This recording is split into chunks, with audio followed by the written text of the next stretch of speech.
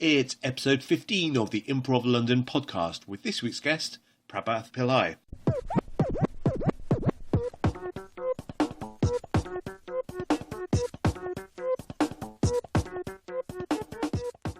Welcome to episode 15. Regular listeners will have come to expect that I enjoyed speaking to this week's guest, and that is true every week and is true this week. Prabhath and I talked about all sorts of things. For example, why he feels karate is like learning to dance rather than to fight. We'll also hear about Prabhath and his work at the nursery and with Goose, and perhaps most importantly of all for the rock fans listening, his work with Keith Mulder as Hammer of Zeus. Let's rock! I learned to improvise.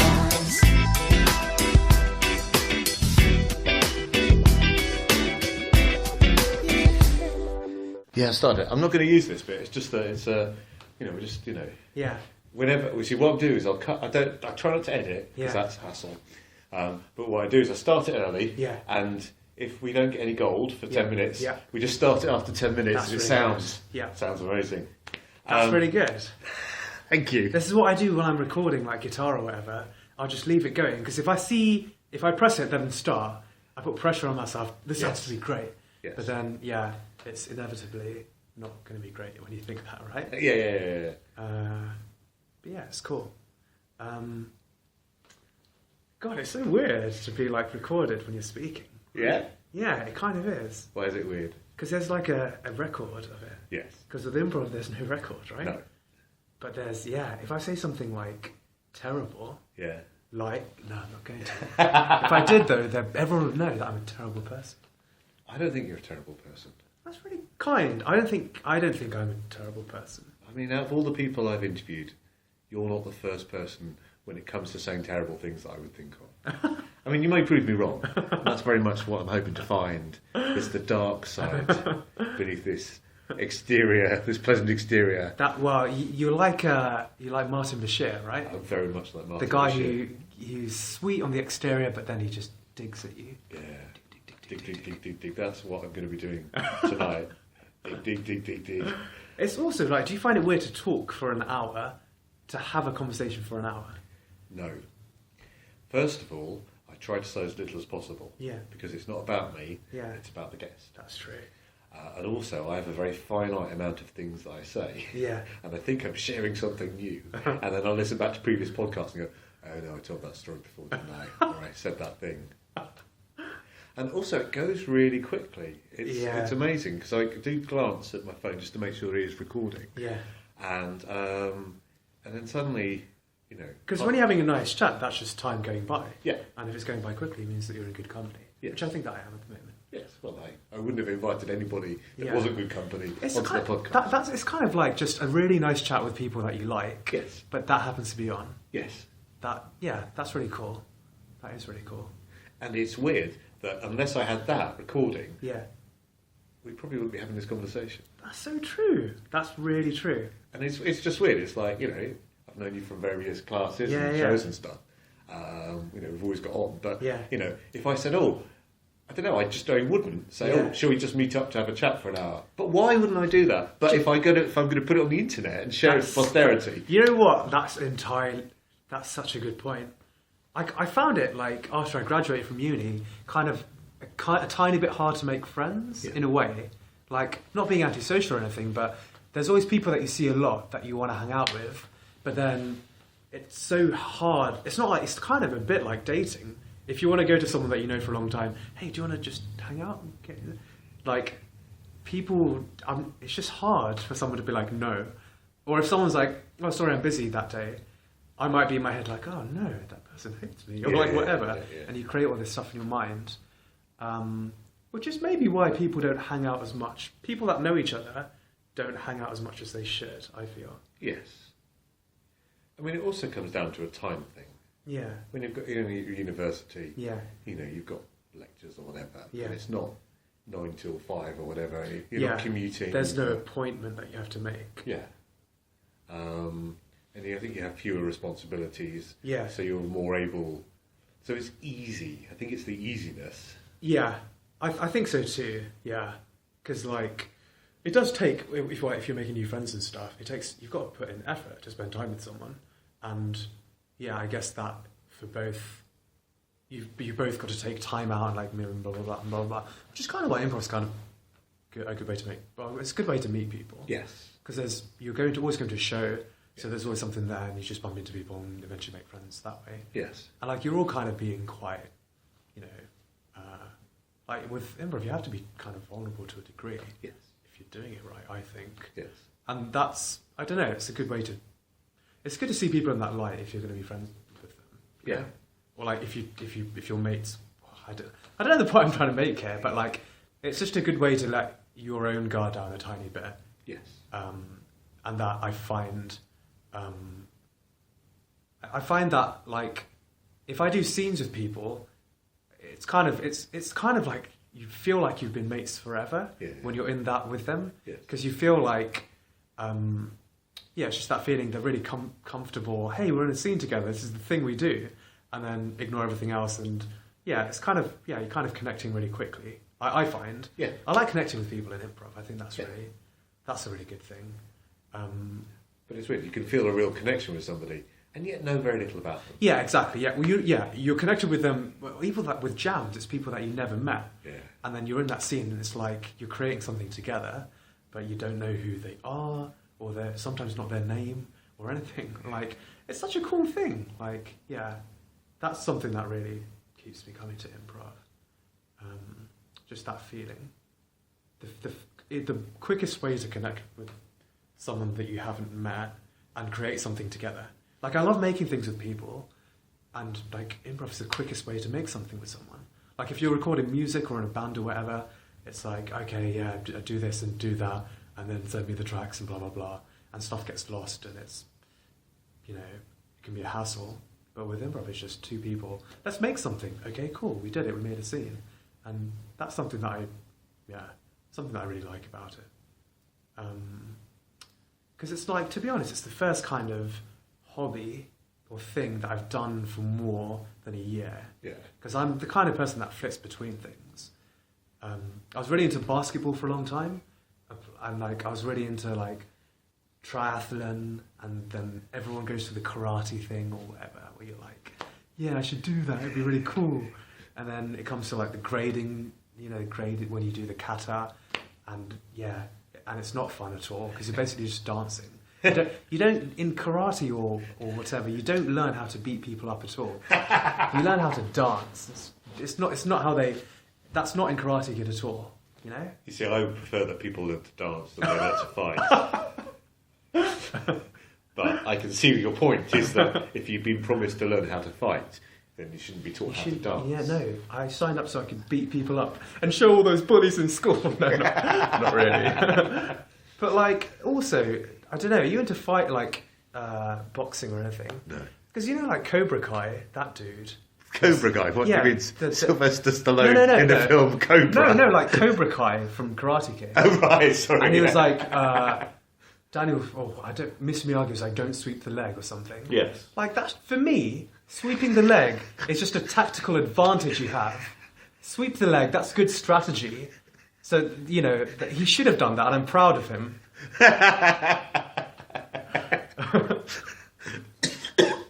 No, it's useful to have these fighting tips. It really is, yeah. I worry that the listeners to this podcast aren't the fighting types. No, the listeners to this podcast are... let's name them.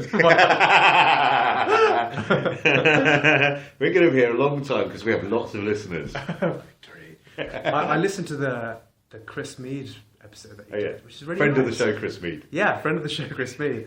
Because Jules told me that it would be a good background on what happened in improv, and it really was. Yes. Really informative. Because I only got into it at the end of 2013. Yeah. Or no, sorry, beginning of 2014 is when I got into it. Is that roughly the same time as you, or were you a bit? It's roughly around that time, because I've been doing it. Well, I would have been doing it for 3 years come September. Yeah. So,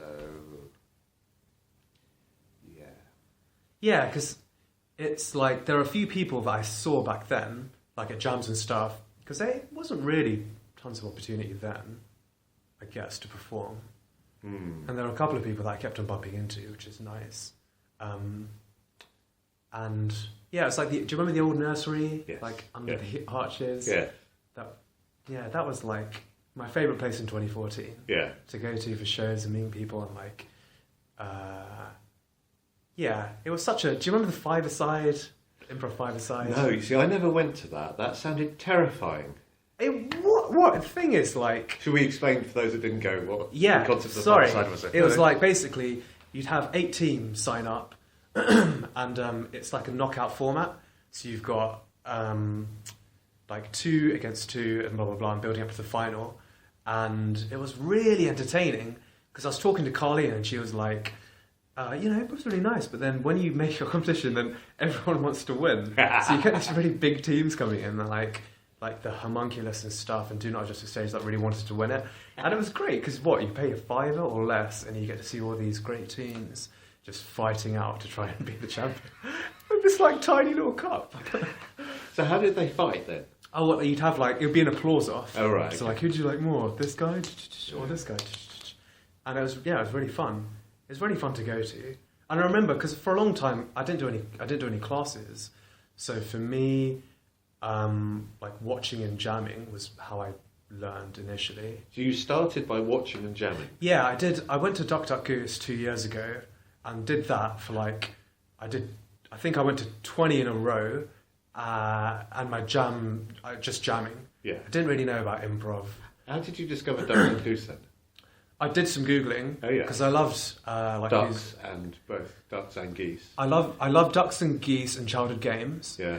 And small pubs in Stockwell. Ooh, who doesn't love that? No one doesn't love that at all. So yeah, I googled it and went to that and thought. So you googled improv. Improv London. Improv London. There was like a Hoopla jam or something. But that they kind of tailed that off by then. Oh yeah. So, and actually, I went to a Hoopla jam and met Shem and Carlene. Oh yeah. I took part in the jam, which is like 5 minutes. It was just the worst thing anyone's seen.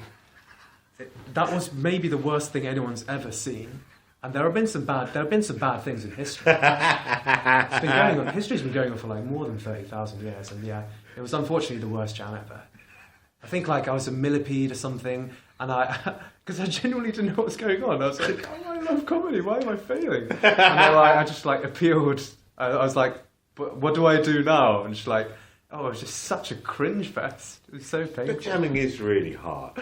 I think jamming's much harder than being in a team. Yeah.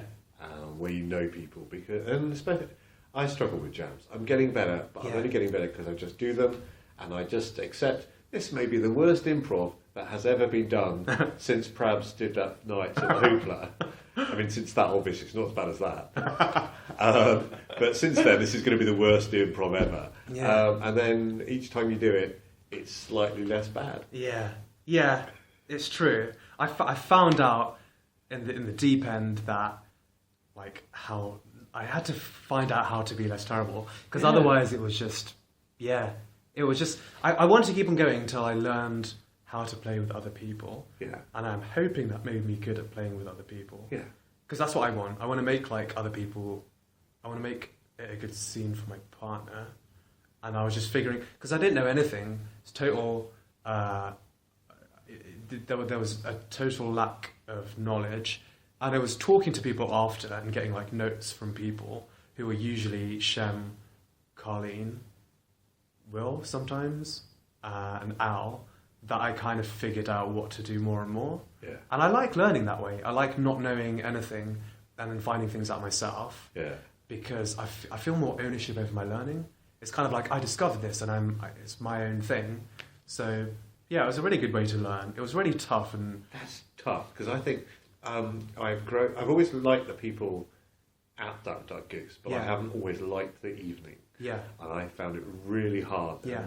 And I sort of kept going because I'd done classes in other places. If I'd done what you'd done, I don't know. I don't think I could have carried on. Yeah. There were points when I was just like, am I being a masochist? Because I love comedy and I love improv, and I kind of just wanted to keep on going and see whether I would get better or not, or like enjoy it more. And luckily I did. And like it's a really nice part of my Monday to go down to like cycle down to Stockwell and and it's such a great atmosphere that night as well. It is a great night, and the more I do it, the more I enjoy it. Yeah. But I haven't always enjoyed it. But I think that's partly because I hadn't done. Well, it's not so much the two-person jams are okay generally, but it's the group montage. The montage, It can be really chaotic, can't it? Yeah. Now, my way of dealing with that now, I used to wait until I had an idea. Yeah. And now I don't wait till I have an idea. I just go on stage. Yeah. Because if I wait till I have an idea, I never go on stage. Yeah. And hopefully an idea. I know what you mean. Yeah. I mean, I've had entire montages which I've sat out, including last week. To be honest. Yeah. It's kind of like, I'm not feeling anything.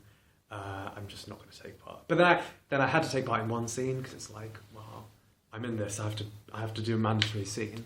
But I know what you mean about like not wanting to wait till you have an idea.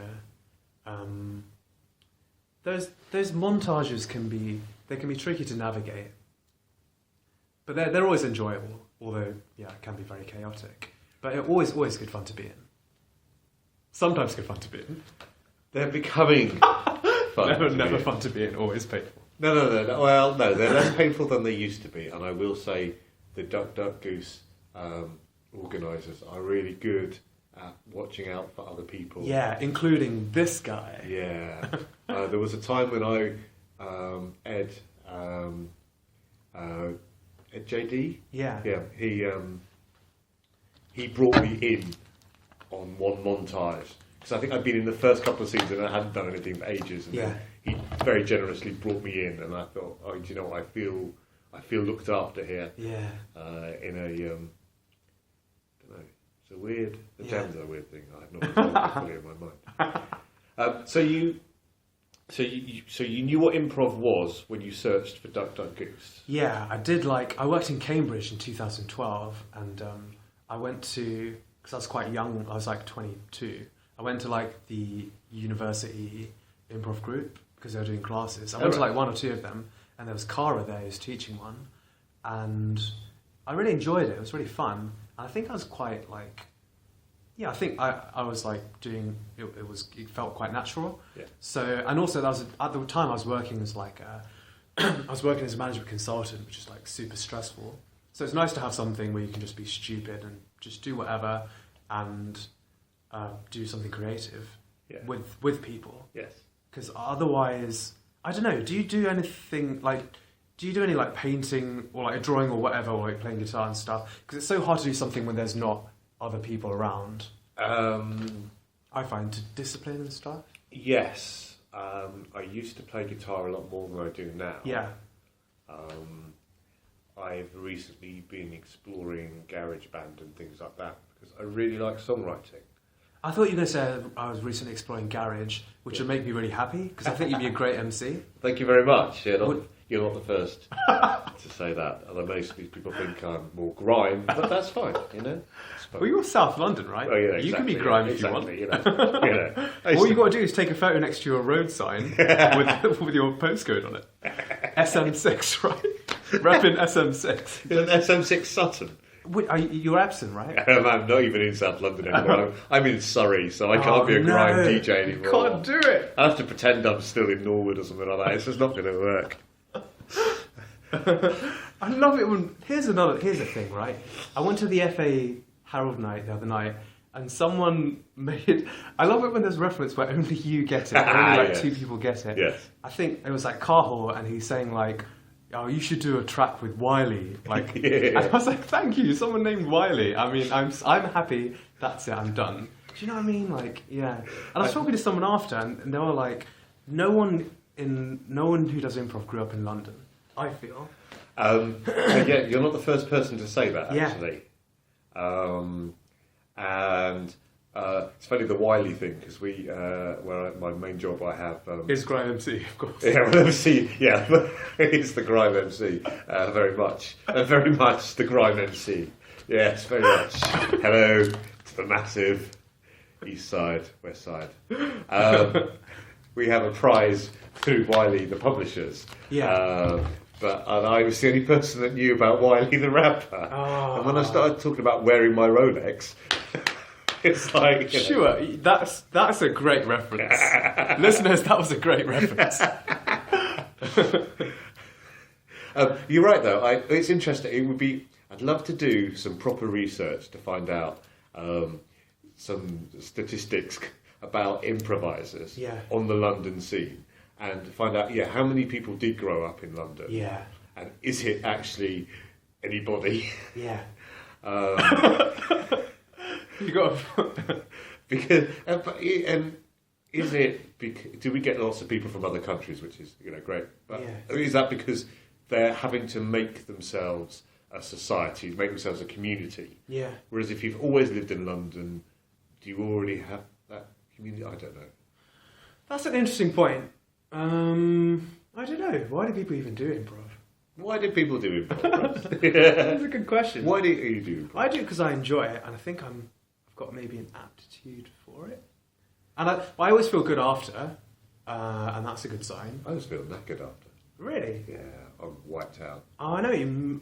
I had that. Have you done like a week-long thing? No, I think that would kill me. Oh, they are so killer. Yeah. I did Dave Rosowski. I did his thing. Oh yeah, how was that? It was just it was brutal. Yeah. I don't know. Have you seen him as a teacher? He's like, he gets in your face and he's like, no, you didn't mean that. You meant this. And it was for 5 days straight. Like, it makes you better. Yes. I think it made me better. But it was just so tough. Yeah. It's like, because he knows what he wants. He wants you in the mould of what he likes, which is, and I trust his judgment because because he's really good. But yeah, it was so tough to be directed in every minute detail that you're doing, and to take in all these frameworks and apply them. By the end of it, I was just absolutely shattered, which is weird because it wasn't physical at all. Yeah, but if you're concentrating, that takes a lot of energy. That's entirely true.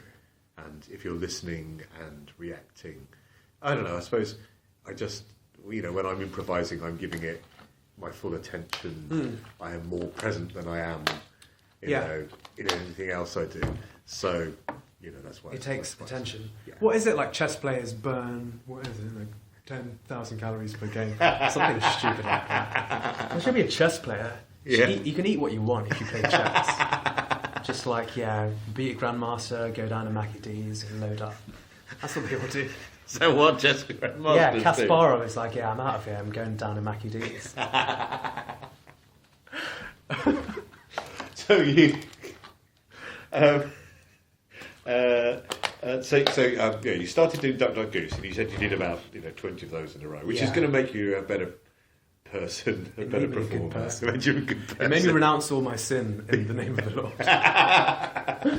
Because you'd done your penance, essentially, after 20 Well, that's the other thing. I'd not done any performing. I hadn't done any expressive performing art before, so there was a lot to learn. Stage time for me felt really, really special because it's not something that I'd come across before. Yeah. And I thought about doing stand-up for a long time. You're laughing. No, I am laughing. You're laughing. I got my laugh. Yeah, I'm done. You don't even need to throw down the mic, leave the podcast. Are you laughing at the idea of me doing stand-up? If you are, sure, then I'm out of here. I'm laughing. You surely won't be laughing. No, I'm laughing about the idea of me doing stand-up because what you just said, I thought, I've thought about doing that. Why don't you do it, man? Well, the reason is I was talking to Stephen Davidson. Do you like preserving your dignity? Is It's not so much that. No. I was talking to Stephen and he went, no, you shouldn't just do it. You just shouldn't. And he's the most positive person I know. And I thought, you know what? I think I'm just going to take that advice and I'm just going to go, do you know what? You're right. There's lots of other things I can do here. Stand-up is a weird one. I've done a few sets now, but it's like cat people against dog people. Stand-up, I feel when a set has gone really well, I'll feel great. Yeah. When a set hasn't gone, if a set hasn't gone well, which naturally when you're starting off, it'll be like, 50-50. Or 50-50 is good according to Seinfeld. Yeah, like when you're not doing well, it's like, I want to go and meet someone or like chat to these fellow performers and have a drink, which you can do, but people are a bit more like, it feels like people are a bit more I felt that people are a bit more guarded, which is cool, but like, if it's something I'm doing in my spare time, I want it to be enjoyable. Yeah. And if I'm not feeling that, then maybe rein it back a bit. But I've been doing a few sets and they've been going all right. But like initially, the thought of being on stage really, really frightened me. Yeah. And it felt better to be on stage in front of with other people and make something together, because it's not all on you and you're not doing all the work. So yeah, that's why improv maybe feels a bit more like, I don't know. It always feels good to, like after drop-ins when you can just talk about it and be like, oh, this happened, I didn't like this, and this went well, and I like that. I really like that element of like breaking things down, which maybe is a bit more lacking from stand-up, but I haven't done enough of it to comment properly. So did you do any courses on stand-up, or did you? I didn't. I did the same thing. I went to the Cavendish Arms, did a few sets, because I feel like if you don't try something before you're taught, if you try something before you're taught, there'll be some genius, something good that comes out of it. Yeah. Most of it will be garbage, but there'll be some things which, if you had been taught, you wouldn't have tried. I think. Yeah. Obviously, you have to learn after a while, but I like the period where you know nothing about what you're doing, because it's like being a baby. Everything you do is new and it's great. And when you do something terrible, that's even better, because you're like, yeah, I did something terrible. Like, I know what's terrible now. Knowing what you find out yourself what is terrible, and that's really good. But yeah, what were we talking about?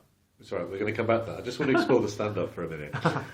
So, it's a terrible question, but I'm going to ask anyway. Yeah. What's your style? Of stand-up? Of stand-up. I try and be really earnest with what I'm putting out there. Oh, right. I try and caricature myself. Yeah.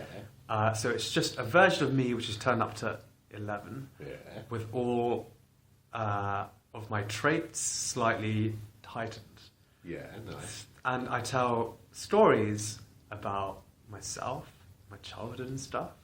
And it's personal stuff. It's personal stuff. Yeah. Not like, oh, well, my dog died and trying to make a joke out of that or something. It's just stuff like that I found funny when I was a kid, really. Yeah. It's basically the voice of my 17-year-old self. If he had a stand-up, if he had like 5 minutes. It's really fun. It's really cathartic. Yeah. Yeah, it's like... And it does feel good when people are... I've taken the improv attitude to the stand-up, which I haven't done a ton of stand-up, but like I feel like I have the improv spirit when I'm doing it, which is more inclusive and less like, oh, I'm so funny, watch me swing my dick, or whatever, which gets tiring really quickly. Yes. Because you have 10 comedians who are like, yeah, who can say the worst thing? Well, babies are dying. Oh, no, Syrian babies are dying. And they're all trying to outdo each other. And it's just like, oh, for God's sake, like... Yeah. So it's just basically quite... I try and be myself and just tell stories. Yes. And I've seen Corey, who's an improviser, do stand-up, and he does a very similar thing. He's very like personable and honest about what he does, and it makes it really watchable. And I think you can only be yourself, right? Whatever you do. Well, I think it's best to be yourself. Yeah. I'm going to say something controversial. Go for it. I think improvisers make better stand-ups than stand-ups make improvisers. I think you are correct. I think you're correct, yeah. Is that the sound of all the stand-ups now switching off in disgust? Yeah, I reckon you're probably right, yeah. Wait, I'm biased. If you're a stand-up, I feel to a degree, you have to feel like it's... you have power over the audience. Right, yes. Whereas I feel, as an improviser, you're trying to create something with the audience. I don't know. It's just, improvisers give more hugs than stand-ups do. Oh, yeah, no, that's true. I think that's why. I think that's what I must mean. I know, because you can't give examples of people, right? It's horrible. No, you really can't. My friend Keith, he used to do a lot of stand-up. Yeah. He's a really funny guy. Keith Morder. No, yeah. Okay, I want this to be a compliment. I'm surprised that he did stand-up. Yeah. Because I think he's a really good improviser. He's really good, yeah. You are going to town on stand-ups today. Not all stand-ups. Some stand-ups. Not all stand. Hashtag not all stand-ups. Oh, God. Now I feel like I've really got into terrible territory. We can go further. Let's get into the worst territory that we can. No, that's as bad as I go. Oh, if you want to find out why I'm a terrible person. Why are you a terrible person? You know that warm-up when you like say the worst things that you can? No, tell me how that works. There's Alan Marriott has a book called Genius Style when he says, like, in your head, there are 3 stages of taboo that you have to get through before you can be honest with what you're doing, or some bullshit like that. Sorry. That's right.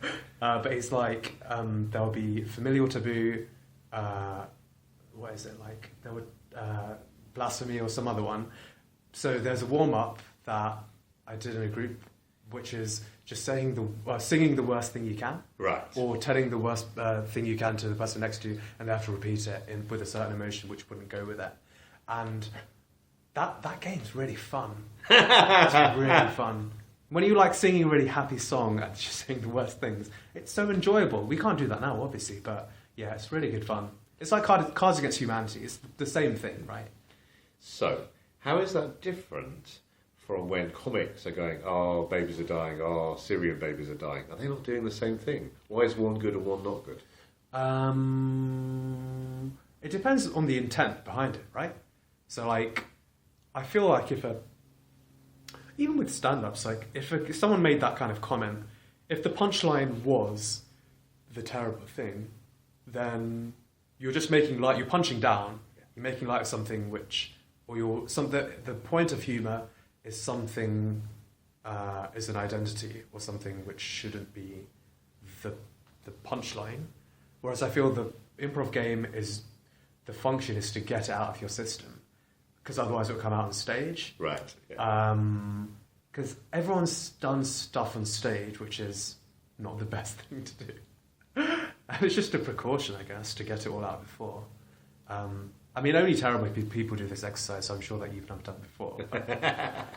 But like I do with stand-ups or with humour, people get really antsy about like, censoring humour. I do as well. I think you should be protected. But if the punchline of a joke is an identity, then I don't think it's funny. Yeah. If it's like, if the subject of a joke is, if it's like joke setup, and you know, whatever, like, and you're gay or whatever, and that's the punchline, that for me is not funny at all. Or like you're a minority or whatever. I don't find that really. I don't think that's cool. People get really, really defensive about like censoring comedy, but I think some things are probably off limits. Well, definitely the intent behind a joke. You can always tell when something's been crafted entirely to cause offence. Yeah. If it's not a well-crafted joke or well-crafted improv scene, then yeah, I'm wary of that sometimes. If something's designed to cause offence, or designed to cause offence without statement or without irony, I don't usually find that kind of thing funny. Yeah, it's a massive tangent. It's good. It's interesting. What were we talking about? We were talking about your grime MC. We're grime MCing. What would your grime MC name be? Oh God, I'd like to go for something, you know, like I don't know, Lord of Darkness or something like that. Lord of Darkness, something like that. Like you know, Ghostface Killer, Lord of Darkness. Lord of Darkness that's a good name. Yeah. Lord of Darkness. I imagine he'd wear like a balaclava. He'd have like a samurai sword. Yeah, I'm thinking that's right. Yeah. And he'd be from Deptford. Something like that. Yeah, that's pretty much. Yeah, you've been listening to my pirate radio podcast. Have you watched Parks and Rec? I've seen not all much of it. I've seen a little bit. There's like a character who's like a manager of this department, and he moonlights as a jazz musician. Oh, right. No one knows about it. No one knows. I get the feeling you'll like this. Yeah. You know, just the podcast guy / web dude extraordinaire, moonlighting as a grime MC. funny thing about Grime is, right, it was designed, like, it captures 2003 East London without alteration, without any no technical advancement at all. It's like it was designed to be played on a Nokia 9310. Like, not for today.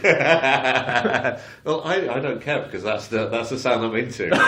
And you can tell me to evolve, but I'm not going to do it because you're I'm a master. hardcore. I'm hardcore, you know?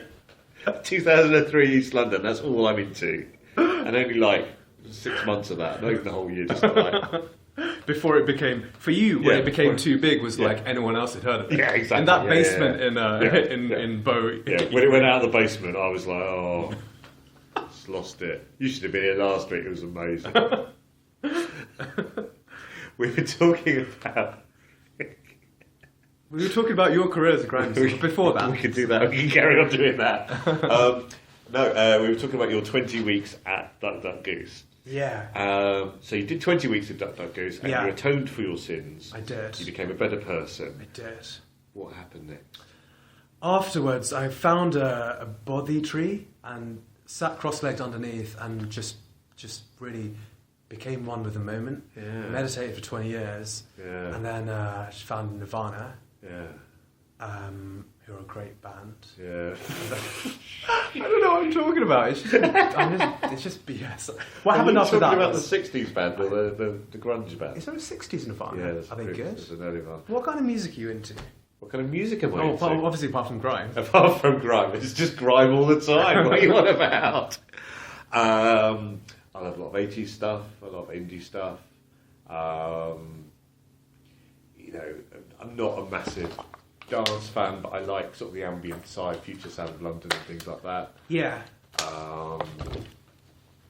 Why? I was just wondering. Oh, right. Because you strike me as someone who has a good taste in music. I was talking about this with you one time, I believe, and we had some crossover. Maybe it was just about garage and grime. Yeah. But yeah, sorry. I want to go back to answer that question. After Duck Duck Goose, what I did... That's not a game. Not a game at That's all. not a game. And I think at one point... At every point I was like, which beat are we on to like anyone around me?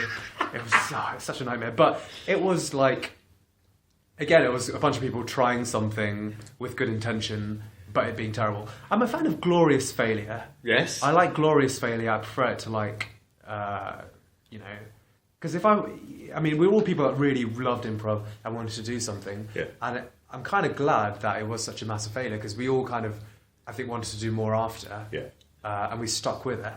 And yeah, I think most of the people in that group are doing something or other. But I did that for a while, and then... Did you want to do a Herald, or did you think, oh, there's a Herald night, it's a performance opportunity, we'll do a Herald? It was basically that, yeah. Well, like yeah. that No, it wasn't that. It was arrogant. It was so arrogant. It was like, well, it can't be that hard. 1A, 1B, 1C. Oh, God, absolute arrogance. And like, I used to talk to Shem a lot about like forms and stuff because I was figuring it out. I didn't really know anything about it, and he's a big fan of the Herald. And he says, well, both him and Carleen say that learning it is a way to be a better improviser, which I subscribe to, which is nice because I eventually played in a Herald team, which is good, coached by Carleen, which is the C3 house team, which was a great experience, really good. So yeah, I mean, it was. Yeah, maybe it was quite arrogant to think that we could do it, but I'm glad that we tried. Definitely. And failed massively. Oh, God, I can't... Oh, my God. Do you know, like, when you look back on your drawings or the poems or whatever that you wrote when you were 15, it feels like that, looking back at that album. Just the cringe of, like, this equivalent of, like, I made this mixtape for you. It's the same level of embarrassment I'm feeling right now. Disgrace to improv. You're disgrace to improv. But you need to go through those things to get to it. And if you just started and you got the Herald straight away, that'd be amazing. Actually, you'd be like the chosen one. Yeah. In every generation, there's one person that picks up the Herald straight away. No, I think I'd like that. I was going to say, you wouldn't understand, what it's like to fail. Yeah. And you wouldn't have grown as a person. But it's like people who've passed their driving test second time. They're the best drivers, right? Yeah, that's right. Yeah. Yeah. I mean, that's not to say I wouldn't want to pass my driving test the first time. Stuart, stop doing this to my medals. So was there a name for that group of this loose amalgamation of people? It was called Cynthia Bot. Cynthia Bot? Yeah, I can't remember why. That sounds like something dubious on the internet. Yeah. Or am I just imagining that? Rule 34, is that what you're referring to? Well, I'm more thinking... Well, no, I suppose I'm thinking of a bot that emulates Cynthia Payne. I think that's probably... Really? Who's Cynthia Payne? She was a high-class madam. Oh, really? Yes. Oh. Now I know that. Talking of bots on the internet, have you... have you seen this virus that I designed, that I illegally put on the internet and has mined lots of data from the government? No, I'm just kidding. Have you been in Cleverbot, or one of those things you can talk to that pretends to be a human? No, I mean, I've been quite lonely at times, but I've never quite... This is how I spend like 5 hours every day, just like talking to saying, will you be my friend? But like, they're so bad, all of them. I mean, you know, sometimes I talk to Siri if I'm lonely, because Siri talks back. Cynthia Bot. Brilliant. So what happened after Cynthia Bot? After Cynthia Bot, that like, I think you know when people are booking rooms and it becomes difficult because there are people who can't make it for whatever reason, usually good reasons, and stuff comes in and out. I think Keith was booking the room most of the time, and it was like getting tough because not everyone can make every rehearsal, whatever. I think people splintered off. And that's when they had auditions for the C3 house team. I was really keen on forming a Harold team, and I was talking to Shem and Colleen, and she was like, they were thinking of putting a house team together. So I auditioned for that, and thankfully got in, which is really nice, and played with them for half a year. And it's such a good team. It was like Shivani, who's in the FA house team. She's really good and talented. Kimberly has been performing for 10 years. Simon Fazy, who's really talented, and Keith. Al. And Jacob, who's a really good writer, and a wonderful guy. Yes. I played with them for a long time, and I found it really grueling to be coached in a good way, because I'd done so much jamming and not had much teaching. It was kind of nice to be coached and shown, here's how you do it, here's how you not do it. And that was really good. We played a bunch of nights, and it was really pleasant. It was really nice, yeah. And I think, like, at the same time I was doing a thing with Keith, which is a Hammer and Zeus project, which is really good fun, right? It's hilarious. It's where we're both playing guitar, because we like the same kind of music, me and Keith. Both like rock and funk, both play guitar, both have a similar sense of humour, which I think is like a lot darker than the Iceberg shows. Right. Like the bit that's peeking above is the nice stuff. But yeah, it's like with him and with Night Scream, which is the C3 team, and all the teams I've been on, for me, if I enjoy rehearsal, then I want to stick with the team. Yes. If rehearsal's good enough such that I wouldn't really care about shows, or if it's so enjoyable that alone is like a really fun use of my time, then I want to carry on doing it. And with rehearsal with Keith is really fun because we listen to music, we mess around and stuff, and jam out. And so how does it work? Do you go around to his house? I go around to his, or we come here, or in the nursery, and you rock up with your guitars. We kind of play stuff that we like. We come up with chords that we like and rhythms that we like, and do vocal melodies that we like. And we both like similar things, so it's really it's making music that I would listen to if it wasn't improvised. Like, do you know what I mean? I want to make stuff that I would like myself. Yeah. So yeah, it's really good fun, really really good fun. And yeah, sorry, I started that when we were in that like big group together, and that's been going since. That's kind of my main thing at the moment. Yeah. Because it's such good fun. Really good fun. Yes, I enjoyed your performance of Duck Duck Goose very much. I was like, yeah, I can sort of see this is. I can imagine like sitting in the corner of like someone's bedroom while you two play, watching. It was charming. It was like I feel that I'm seeing. This is really honest in a way. This is there's something about the singing and the playing the guitar at the same time that seemed very vulnerable. Yeah. Well, here's the thing, right? We've both been to a lot of... We're still learning both things. So yeah, we've been to like the showstoppers classes and did those together. And yeah, it is a bit rough around the edges. Would you mind awfully if I said it was endearingly shambolic? I would not at all mind, because I think that's probably quite fair. But it's enjoyable to do. Oh yeah, it's totally enjoyable to watch, because I'd rather watch something... I'm glad endearingly shambolic than like just like it was painful. No, not at all. I was really enjoying it. I was like, oh, these guys. It's good, these right? guys. They just do what they love, man. They can't help it. Yeah. So that's something that I do with Keith. And then Ben, do you know Ben Burris? Yeah. I do a two-prof with him, and he's coming back next week to Goose, so that should be really good. So what's that? No. That's a two-prof. Does it have a name? It's called Free as a Hug, and he's a really experienced player, so I learn this from him every time he comes over, and he's good to hang out with as well. But yeah, that's really fun to do. What's kind of the concept behind that? I think we both have quite a similar sense of humour, and it's we start off with that. Is it the interview opening where you have two people and you know each other, you have a relationship, and you come out with something? We do that opening, and then it's just scenes that come out of it. Cool. And it's meant to be.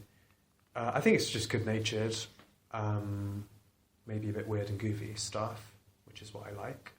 And yeah, that's really enjoyable. I met him at a class and I really liked watching him, so I wanted to do something with him. I asked him, and yeah, he was free, so we just did something together, which is really nice.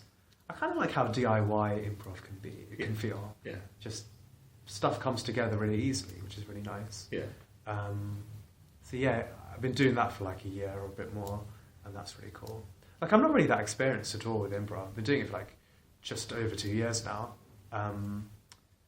So yeah, like there's so much that I can talk about it, but I've only been doing it for 2 years, which is kind of weird, because I feel like the people you've had on your podcast have been doing this forever.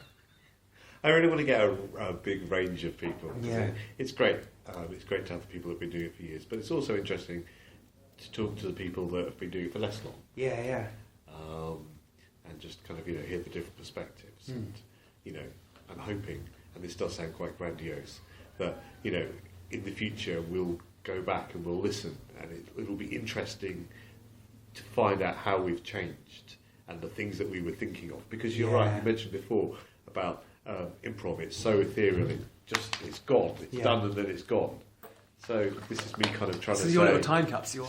Yeah. Dig up in 10 years. Yeah, and say, look, this is what the London scene was like 10 years ago. These were the people that were, on the scene then. Do you reckon improv's going to be like in the US, when you've got like SNL, all those guys are improv, and Fallon and whatnot? Because I get the feeling that there are so many young talented people doing improv at the moment. Yes. That, it makes sense to use that as... if you're like a TV or internet guy, to have a look at that talent pool from the other side of it.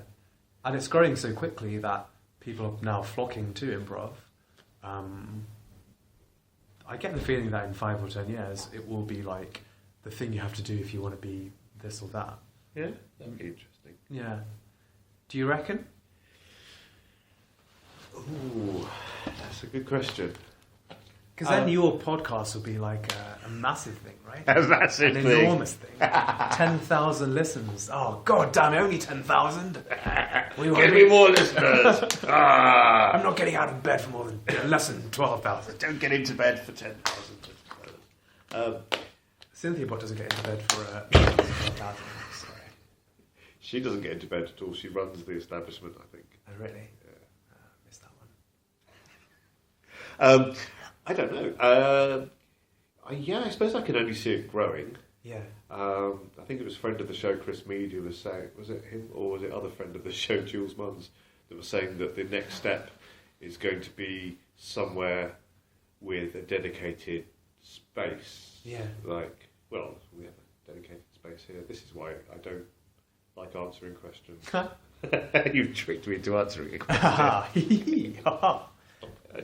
Jules is another great guy. I'm a creative assistant with the nursery, which is really cool. Yeah. So what does that involve then? What does that involve? Do you make both tea and coffee? Basically, I make tea and coffee, and just if they need someone to stamp on, then I kind of. No, it's basically like a very low status role. It's basically like helping out with their marketing and stuff, and doing some admin and that kind of stuff, which is just cool because I like Jules and Judith and like working with them, and it's because I can give a bit of time on Monday mornings. It works out because then I can work here and do my own stuff as well. Because I work as a tutor, I work many evenings, so it's kind of I've got a bit of time to give, and I guess I'm finding out more about improv, and it's a nice place to like do my own work and stuff as well. Because I do like the nursery somewhere that I care about, because so many good memories from 2014 and stuff. That's where I've done most of my classes and learned and that kind of thing. So I'm happy to help out, which is. I mean, there are like 4 creative assistants at the moment. Morley and David coming on Wednesday or Thursday, and then there's Josh, who I did Rosowski with. We both work on Monday, and it's just quite a nice environment to be in. And yeah, it's a good company, good work really. So yeah, that's the thing is with improv is I like it and I like the people, so I just want to do as much as I can, because at the moment I can't really I can't commit to too many teams because I've got like other work that I need to be doing. So if I can just keep in touch by doing something, then that's what I'm going to do. Because I'm working a lot of evenings now, I can't really commit to another rehearsal day. Yeah. And my weekends are kind of quite busy as well, so I can't really jump in on teams. But I'm helping out DoNotAdjustYourStage as well. Yes, I was with their just going to come to promotion that. Yes. and their hosting and that kind of thing. Bringing it full circle, how did you get involved in hosting DoNotAdjustYourStage?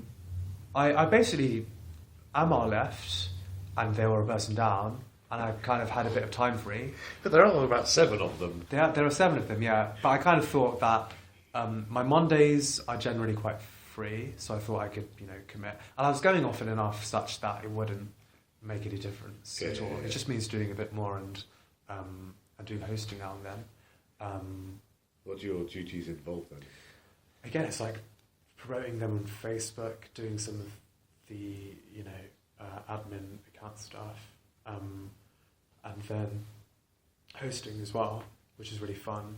And also, it's helping out. It's kind of semi-jam capturing as well, so making sure that everyone feels good in the montages and that people are not feeling left out or anything. Yeah. And because in DoNotAdjustYourStage, the ethos is just to make people feel really welcome, Yes. which I think is probably a good thing. Yes. And it's just trying to keep up with that, I guess.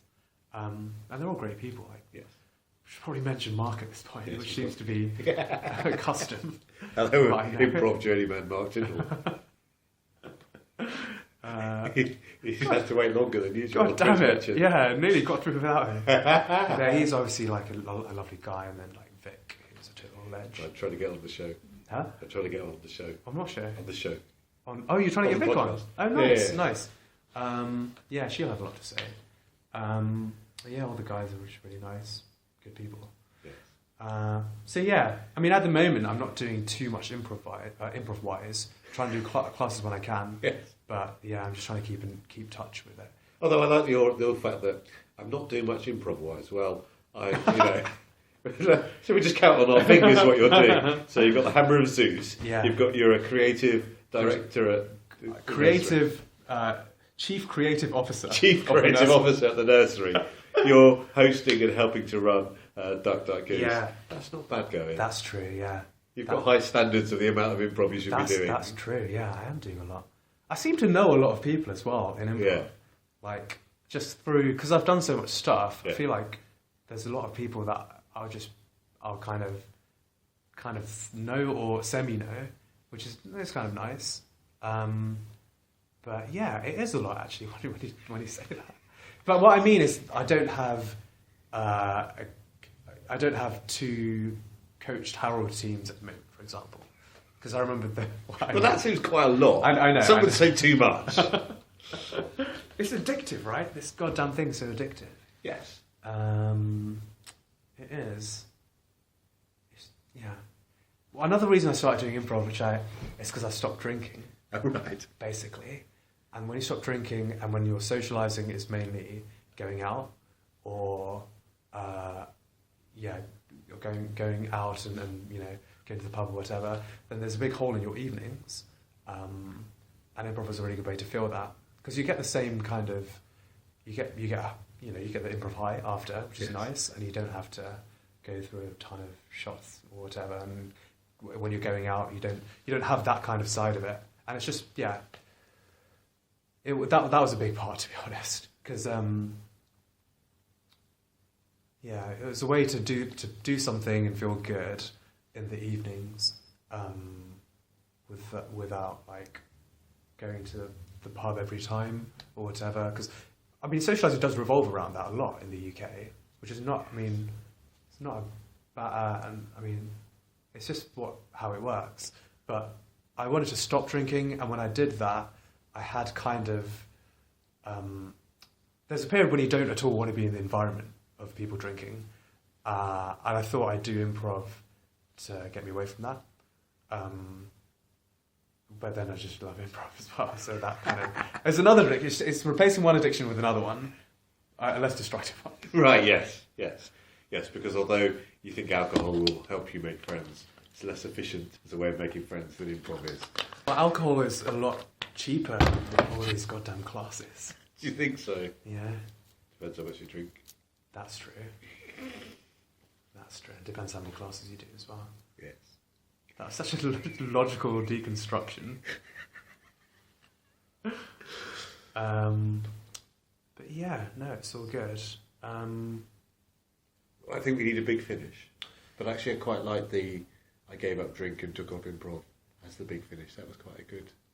Oh. I think that's an interesting... I think our big finish could be maybe one of your famed grime tracks from the early 2000s. No, you see what it is. I'm much more into the ambient. I will tell you this. Do you get intro music, by the way? What do you mean? Do I get it? Or do I? Like on this? Can I have like a? What would you like? Start? I don't know, like Eskimo by Wiley. Because I have got I have been experimenting with the more ambient side of things. What I'm thinking of doing.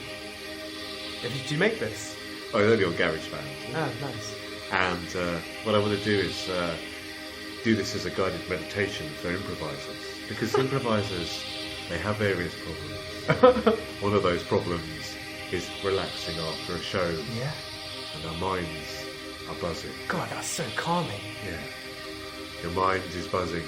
You have done good work tonight. You have exceeded all expectations. And then... that's unfortunate, the music's now without. Bring you back into the harsh reality of I need to do more than 35 seconds of that. But I think I'll do very, very specific. My next line was going to be, Steve Rowe is very proud of you.